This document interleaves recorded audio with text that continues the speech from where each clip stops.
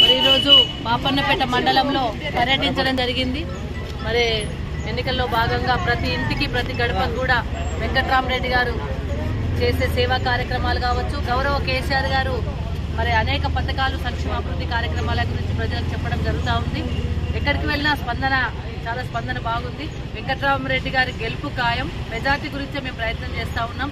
ఎందుకంటే కాంగ్రెస్ పార్టీ అధికారంలోకి రావడం కోసం అనేక అబద్ధాలు ఆడి, అనేక అసత్యాలు చెప్పి, అనేక అమలు కాని హామీలు ఇచ్చి దాదాపు 420 హామీలు 6 గ్యారంటీలని చెప్పేసి ప్రజలను మోసం చేసి తెలంగాణ ప్రజలు అవమానపరిచి దాంట్లో ఒక్కటి కూడా అమలు చేయకుండా అమలు చేస్తున్నామని చెప్పేసి భ్రమపెట్టి 2 లక్షల రుణమాఫీ చేస్తాను రైతులను మోసం చేసి కనీసం పంట కొనని పరిస్థితిలో ఈ రోజు రాష్ట్ర ప్రభుత్వం ఉంది.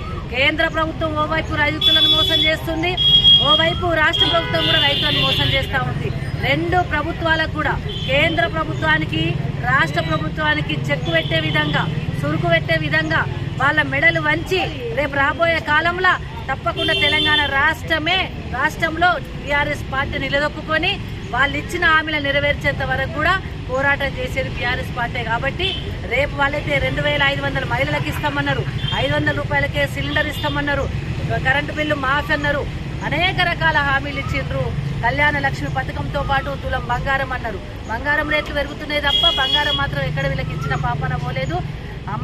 అలవి గాని హామీలు ఇచ్చి బడ్జెట్ కూడా చూసుకోకుండా ప్రజలను మోసం చేసే ప్రక్రియను పెట్టుకున్న రేవంత్ రెడ్డి గారికి తప్పకుండా గుణపాఠం తప్పదు.